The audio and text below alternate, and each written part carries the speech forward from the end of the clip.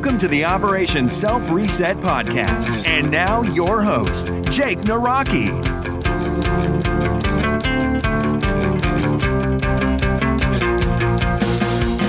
What is going on, Reset Nation? Welcome back to another episode of Operation Self-Reset. I am Jacob Naraki, and you are here to change your mind to change your life.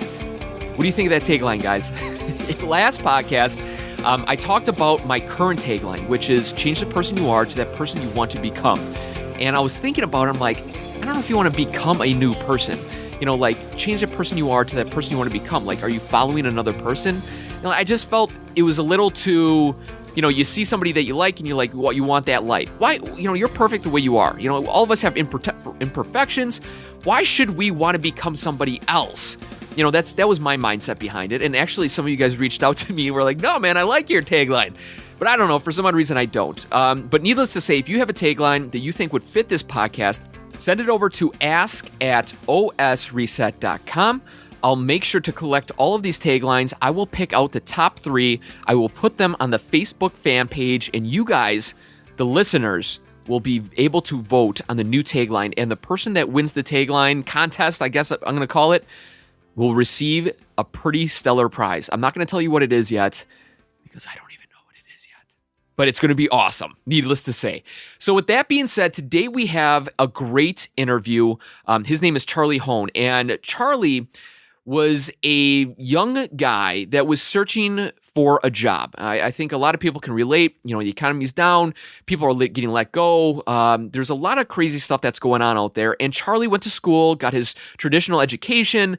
And when he graduated, he didn't like the degree he had. He didn't like where his life was going. So he decided to reach out to some people and help them in their business for free. Yes, for free. Charlie did the hustle, and he contacted these individuals that are doing really well online, you know, in different places on the internet, you know, dealing financially with blogs, you know, personal development, all different types of stuff. And he just said, hey, I know you're a busy guy, but I could, you know, edit these videos for you. I could write this blog post for you. I could do some creative things that I personally know how to do to enhance your business.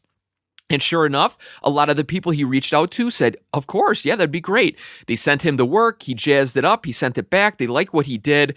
And sure enough, he was able to connect with Tim Ferriss.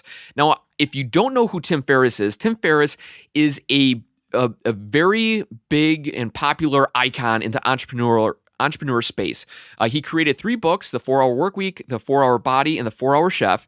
But not only that, he invests in a lot of startup companies. He's very active in the entrepreneur world.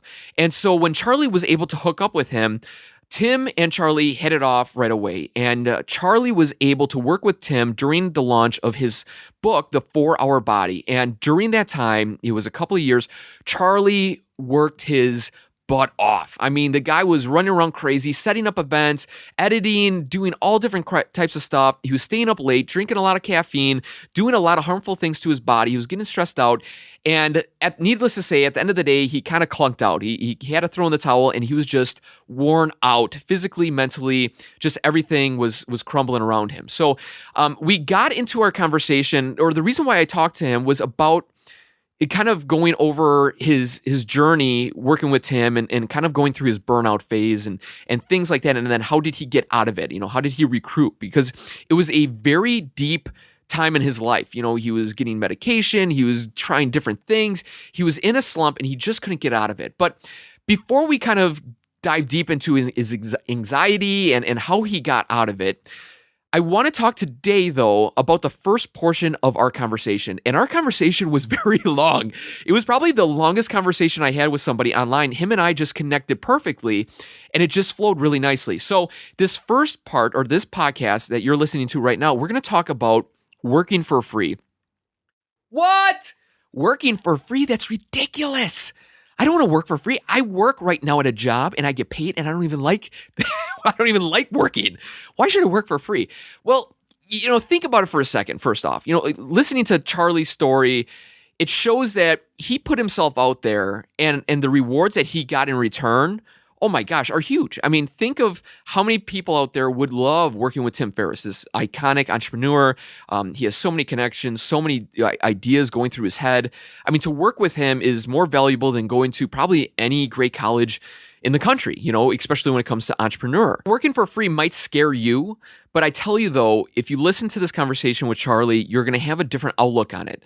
And no matter if you have a lot of bills coming in and you got a family and you have all this crazy stuff going on, Charlie shows a really good insight on how to kind of work for free to get yourself places, to get yourself in new avenues and new businesses that you thought personally you might not have a chance in. You might not have that resume saying that you founded 15 companies, and to, like you're not going to be competing against other people. You're actually just extending and kind of going through the backdoor approach. Maybe we should call it that, the backdoor approach. So here's Charlie Hoehn, his book, Play It Away.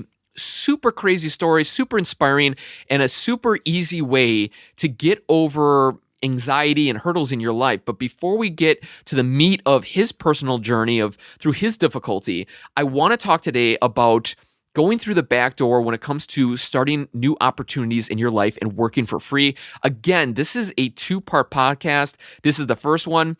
The second one is aired on the same day, so don't sweat it. Don't feel like, oh my gosh, I got to wait a whole week. I just wanted to break it up for the listeners because a lot of you guys have taken that quiz, or excuse me, that survey, which I need to go over the results again. Maybe I'll do it at the end of this podcast because this interview is kind of short. And a lot of you like the 30-minute podcast episodes. So I'm trying to do both. I'm trying to do 30-minute and I'm trying to do hour. So here we go with Charlie Hoehn about, working for free. And again, this is a 2-part series. Listen to Charlie, what he has to say in this episode. And then in the next episode, listen to his deep, passionate story on the way that he got out of his own depression, anxiety, and became the person he is today. So here's Charlie Hoehn from Play It Away. Awesome interview. Enjoy. He has a new book called Play It Away, talking about getting outside, doing something different to get your mind off of the work, off of your anxiety that you have created for yourself. Charlie has gone through his own personal reset. And truly, man, thank you for sharing your story. It's a very deep, passionate, emotional journey that you went through, and I'm honored to have you on. Thanks. Yeah, thanks for having me, Jacob. No problem. A lot of people don't know about you. They just heard about the book just now, probably. Give us a background on who you are, where you grew up, and Sure. kind of the beginning of your story. Yeah. So the beginning of my story was really, I think, in 2008 when I graduated from college. I graduated in Colorado from Colorado State University, and I got out thinking, okay, I can land a job pretty easily. Like I should be able to land like a $40,000 a year starting salary type of gig without much effort. And a few months later, I'd applied to over 100 companies, I think, and was ignored or turned down by all of them.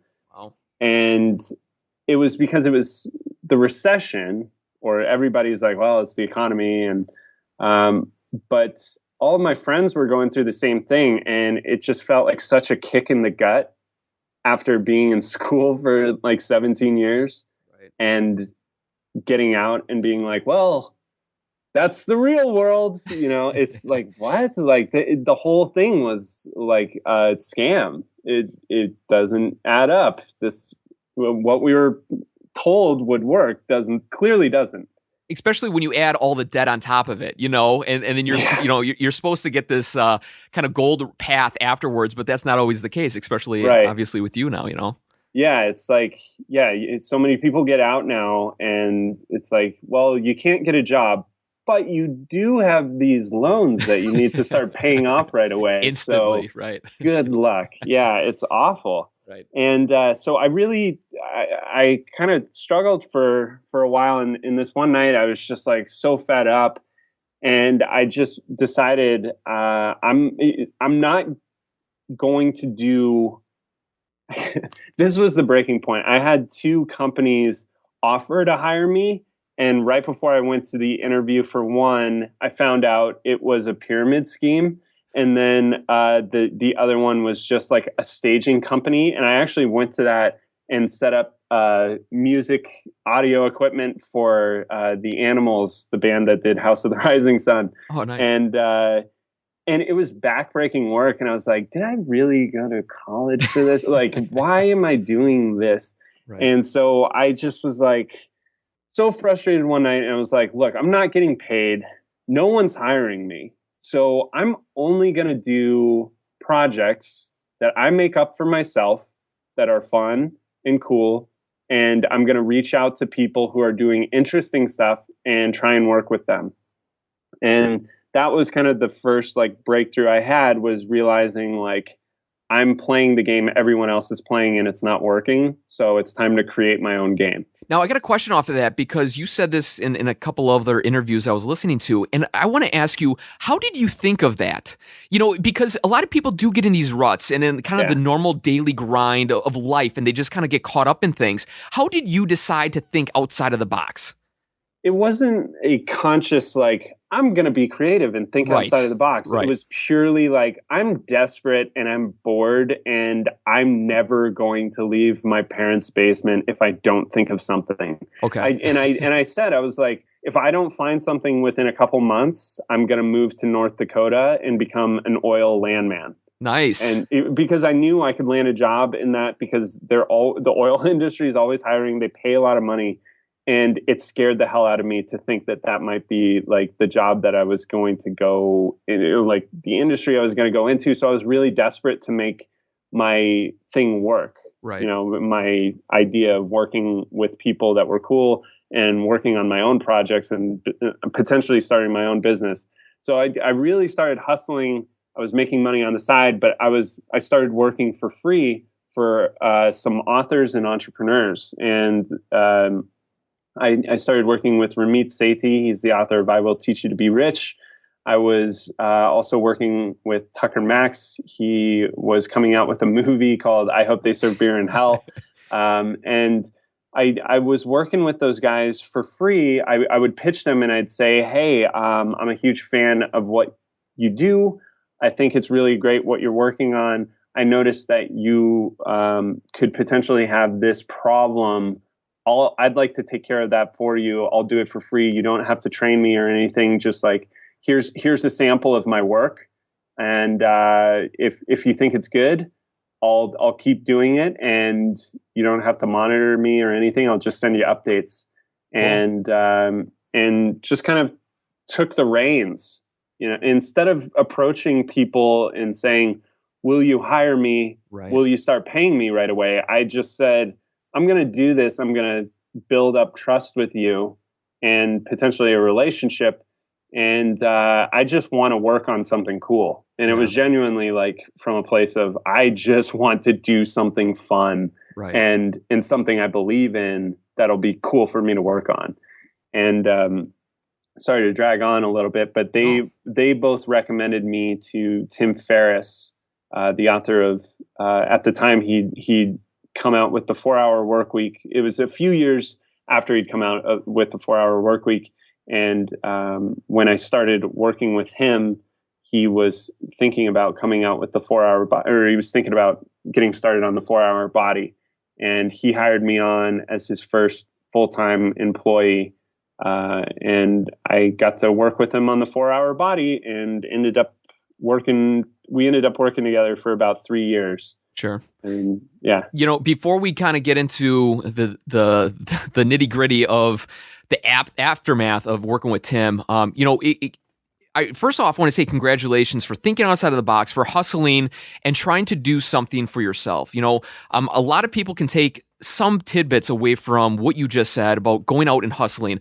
If you received an email from somebody and said, hey, you got a great business, I love what you do, I work for $15 an hour, I would be honored to be a part of your company, as opposed to yourself emailing, hey, I love what you do, this is a couple ways to improve it, send me over some work, I'll do it for free, no questions, I'll give you updates, what's going on, and I would love to improve your business. If you listen to those two emails, totally different, and people love hustlers. People like individuals who go out and try to make things work for themselves. So if nothing else, if you don't listen and don't get anything else from this podcast, I think right there, just hustling and trying to put yourself out there, to really drive people to be interested in yourself, interested in your personality, and to realize this guy is willing to help more than he is to receive. So yeah, man, right. Congrats And on I that. think that's thanks. And I think that last point that you said is the most important part.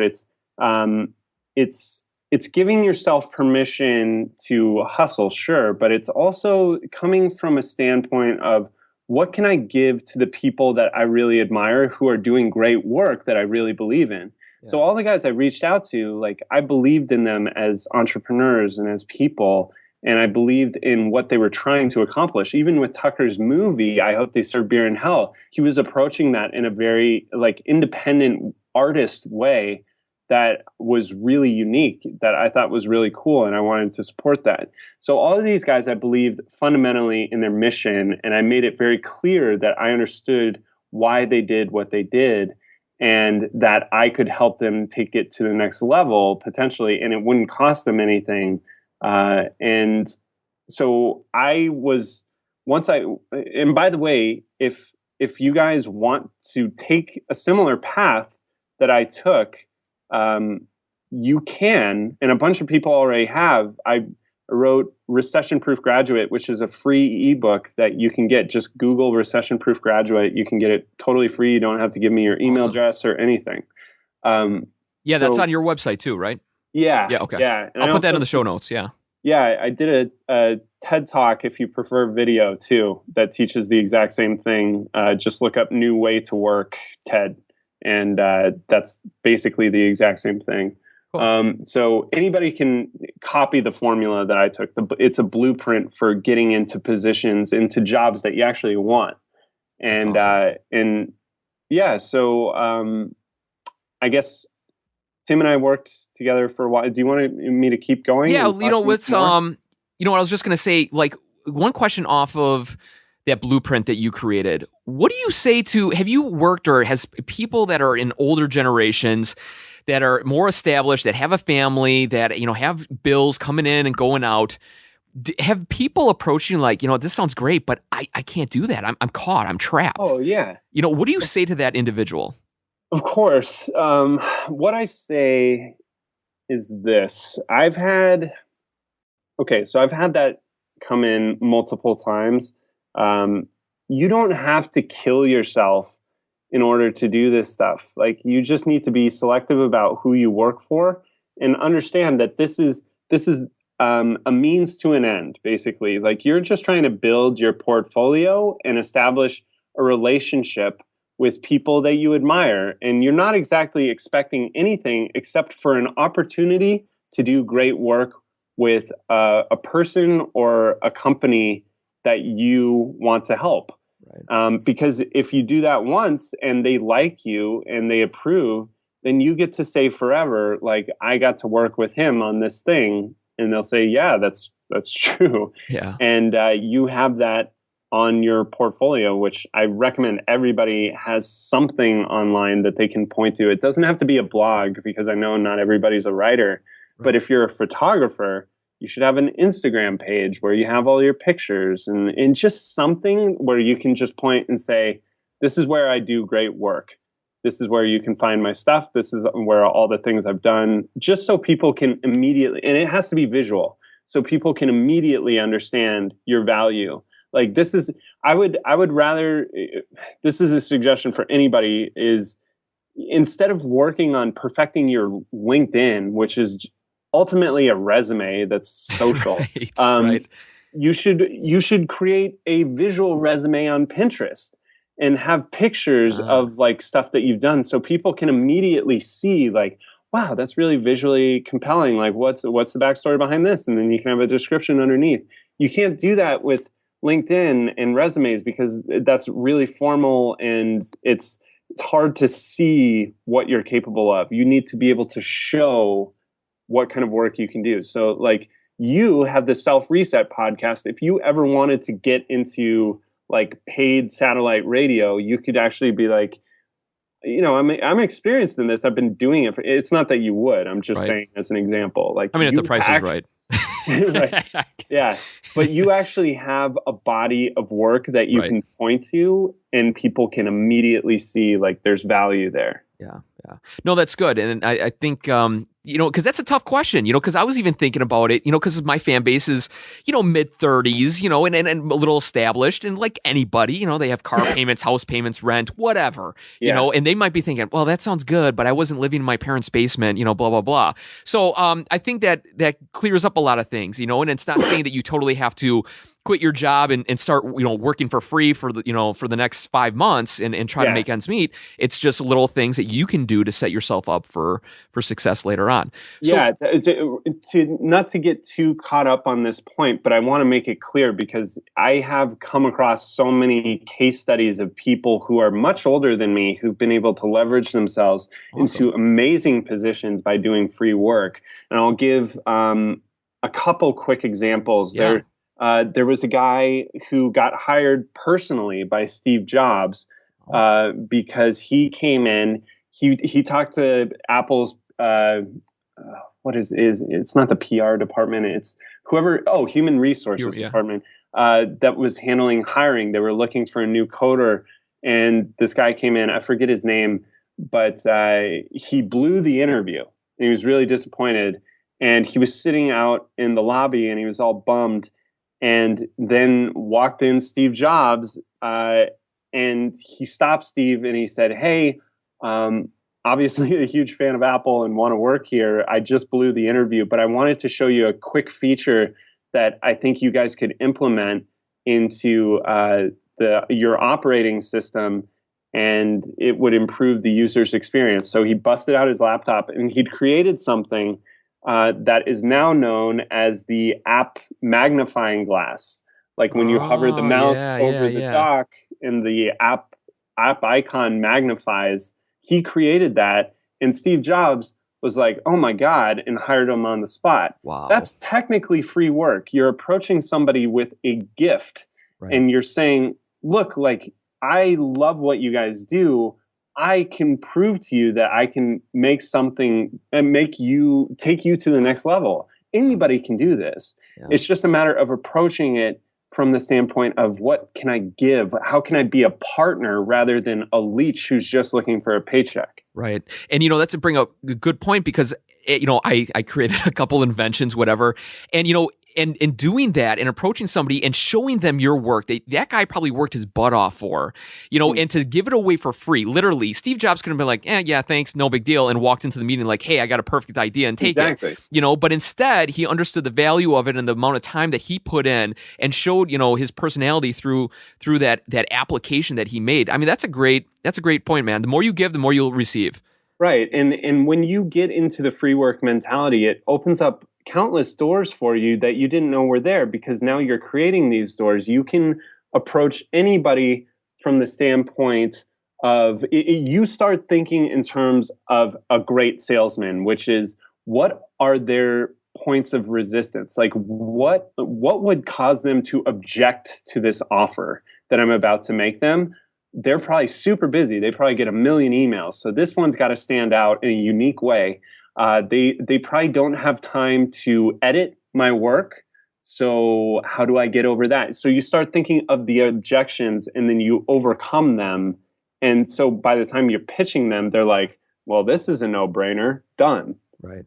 Awesome. It's so funny because I imagine this interview was just going to be about getting over anxiety and whatever. And now we're talking about, doing free work and giving and all that stuff. And it's awesome. And because it's part of your story, you wouldn't be where you are today without what you understood and what you found out through the working world, So it's very much a part of you. And I thank you for sharing that. I think, man, we could break this off into its own podcast. So.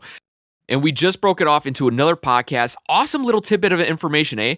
And if you have a good job that you like and things are going well for yourself, then take his information for what it's worth. If you want to get yourself in another business or a different avenue or something that you find passionate, and it doesn't have to relate to entrepreneurship. Maybe it's decorating or, interior design or, maybe opening an ice cream shop. Whatever it is to you, take that approach and mold it into the way that you feel is appropriate. And also, too, if you know somebody, your son, daughter, a relative, a close friend, or a coworker that just got let go of their own business or, from a business, suggest this podcast to them. Suggest Charlie Hohn and the two resources that he suggested taking a look at that he has produced. The first, his ebook, The Recession Proof Graduate. You can go and check him out at charliehone.com. I will have that in the show notes, and also to his TED Talk. It's called The New Way to Work with Charlie Hohn. It's on YouTube. It already has like 100,000 views. It's an awesome story, and I think a lot of people can pull great little tidbits of information away from his story. If you want to find out about the resources I just talked about, go to osreset.com/The New Way to Work. And you will find all the resources, all the links that Charlie talked about. And I appreciate you staying tuned and listening. And I just felt it was a really powerful message that he had. And I had to share it to you in a condensed format. So stay tuned for the next episode number 39. That's going to be kind of the meat of Charlie Hohn and his story and everything that was going on personally within himself during his time with Tim Ferriss and then the aftermath. Crazy, truly inspiring story. He truly did a reset on his life, and I can't wait for you guys to take a listen. So we will catch you in the next episode number 39 with Charlie Hohn, Play It Away, his new book. Awesome interview. Hey guys, have a great day. If you don't listen to that podcast right away, make it a great day. You guys are awesome. I appreciate you so much for staying tuned and listening to this podcast. There's many more like it, but truly, for some odd reason, you stick around. And for that, I'm very grateful for you for doing that. I appreciate all the emails. I appreciate all the support. And if you have not yet, please leave a review on iTunes. It would be greatly, greatly appreciated. Every review I get, it boosts up my rankings a little bit. It would be great to connect with you. So I appreciate you so much, and we will catch you in the next episode. Thanks for listening to the Operation Self Reset podcast. Find out more ways to reset at www.osreset.com.